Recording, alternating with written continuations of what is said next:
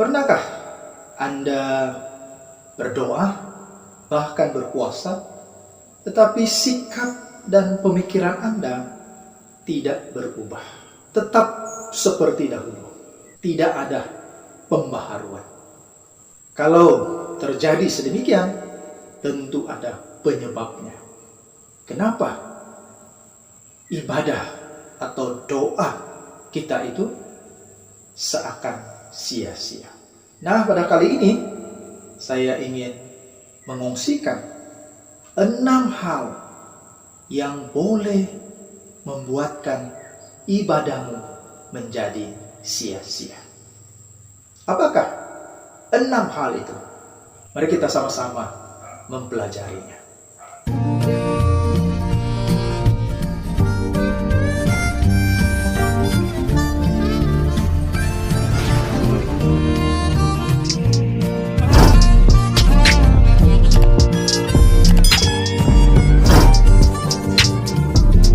Haleluya, salam damai sejahtera. Selamat kembali ke dalam channel Perkongsian Firman ini. Semoga saudara dan saudari, sahabat-sahabat sekalian, terus berada dalam keadaan yang sehat-sehat dan baik-baik seperti biasa. 6 hal yang membuatkan ibadahmu menjadi sia-sia. Yang pertama, tidak menjaga perkataan. Apa yang dikatakan di dalam Alkitab? Mari kita merenungkan di dalam kitab Yakobus pasal 1 ayat 26.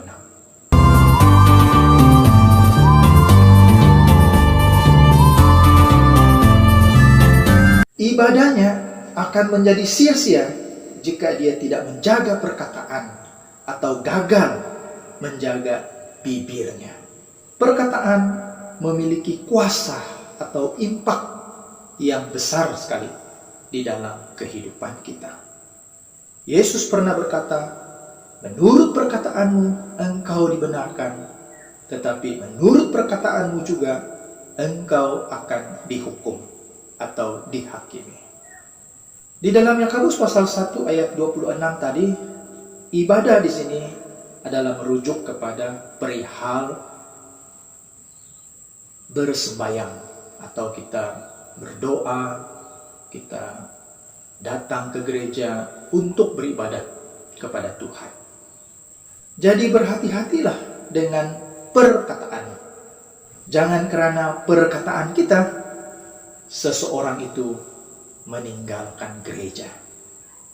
Seseorang itu menjadi putus asa, kecewa, jadi lemah, lalu meninggalkan gereja atau meninggalkan Tuhan. Ini bukan sesuatu yang ibadah, dan ibadahmu akan menjadi sia-sia. Yang kedua, doa menurut keinginan hawa nafsu saja. Yakobus pasal 4 ayat 3.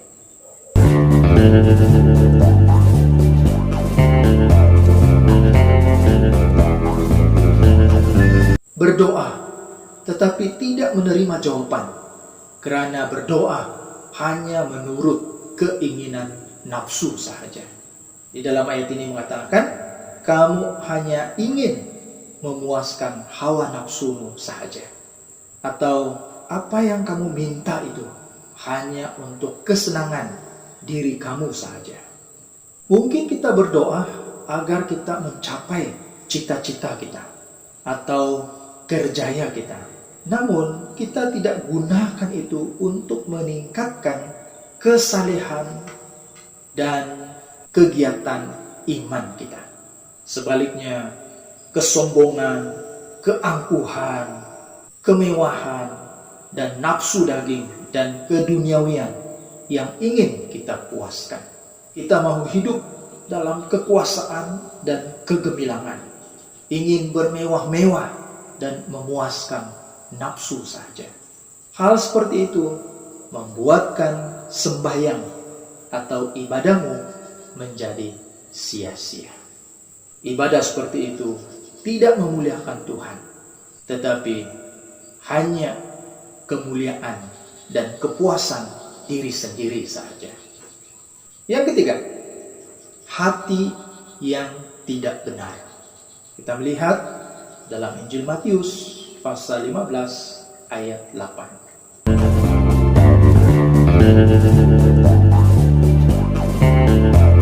Dalam pasal 15 ini ada gambaran tentang orang-orang munafik dalam dua perkara. Yang pertama, di ayat 8, yaitu ketika menjalankan ibadah mereka, hati mereka itu jauh dari Tuhan. Mulut mereka memuliakan Tuhan, tetapi hati mereka tidak menghormati Tuhan. Hati mereka jauh dari persekutuan dengan Tuhan. Ia tidak mempunyai pikiran dan hati yang sungguh-sungguh untuk Tuhan. Tidak mempunyai perasaan kasih yang tulus terhadap Tuhan. Dan tidak memiliki pikiran-pikiran yang beribadah. Orang munafik ini berkata satu hal, namun berpikir perkara yang lain pula. Walhal hati ini adalah satu perkara yang sangat dilihat oleh Tuhan sewaktu kita beribadah kepadanya. Jika hati kita jauh dari Tuhan, ibadah yang kita buat itu tidak diterima oleh Tuhan. Bahkan ibadahmu itu sia-sia saja.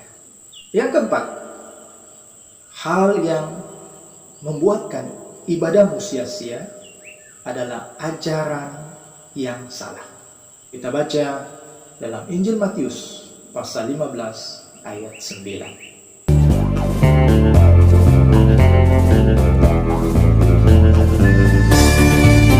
Di dalam ayat ini adalah gambaran yang kedua terhadap orang munafik, yaitu dari segi ajaran-ajaran mereka yang salah. Contoh kemunafikan mereka adalah ajaran-ajaran yang mereka ajarkan itu adalah perintah manusia. Jadi Tuhan berkata di sini, percuma mereka beribadah kepadaku. Ibadah seperti itu tidak akan menyenangkan Tuhan. Jika ibadah itu tidak dilakukan dalam roh dan kebenaran, maka ibadah itu sia-sia. Jika orang itu melakukan ibadah, tetapi itu bukanlah ajaran dan perintah Tuhan, maka ibadah itu sia-sia saja. Yang kelima, hal yang menyebabkan ibadahmu menjadi sia-sia, doa yang tinggi hati.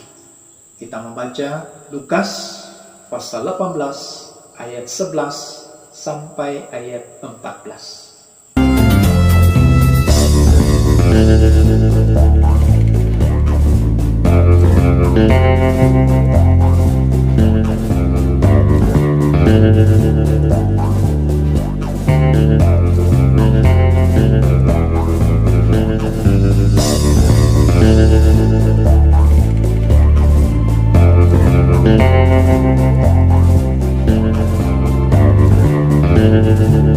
Ada dua doa yang ditonjolkan di dalam ayat ini. Tetapi kita melihat satu doa yang tinggi hati, menganggap dirinya cukup baik dan sempurna. Membandingkan dirinya dengan orang lain, dia lebih beribadah.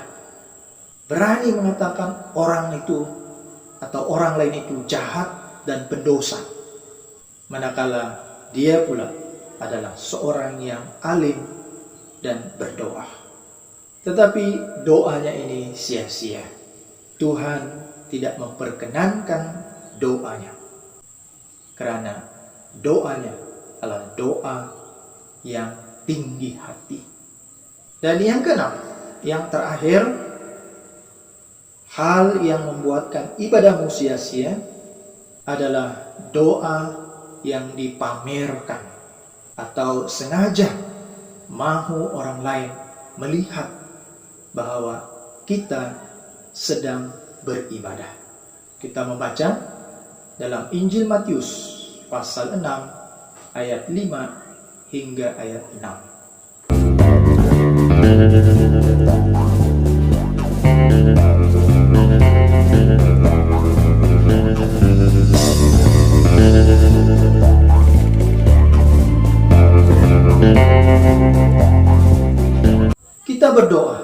tetapi tidak mendapat jawaban. Kita berdoa, tetapi sikap dan pikiran kita tidak berubah-ubah. Kenapa? Mungkin karena doa dan berpuasa itu hanya pamer saja, menyebabkan ibadah kita itu menjadi sia-sia. Saudara, berdoa adalah berhubungan dengan Tuhan. Berdoa atau beribadah adalah kita dengan Tuhan. Biar di tempat yang tersembunyi sekalipun, Tuhan melihat dan mendengar doa kita. Biar tanpa suara dan hanya hati kita yang berbicara, Tuhan juga mendengarnya. Tuhan mengajar kita berdoa itu bukan untuk pamer. Berdoa itu adalah menjalinkan komunikasi pribadi dengan Tuhan. Tak usah ditunjuk-tunjukkan kepada orang lain. Jika tidak, ibadah kita itu akan menjadi sia-sia. Saudara, ini hanyalah beberapa contoh yang boleh menyebabkan ibadahmu menjadi sia-sia. Biarlah hal itu tidak terjadi kepada kita. Sebaliknya, setiap kali kita berdoa, setiap kali kita beribadah, setiap kali kita berpuasa, doa kita itu atau ibadah kita itu diperkenankan oleh Tuhan. Dan setiap kali kita beribadah, maka setiap kali itu juga kita dapat merasakan perubahan dari segi pikiran, hati, dan perbuatan kita. Sehingga setiap kali kita beribadah, kita menjadi lebih baik. Menjadi lebih baik. Baik dan semakin baik. Semakin beribadah, semakin baik. Itulah yang sepatutnya seiring berjalan.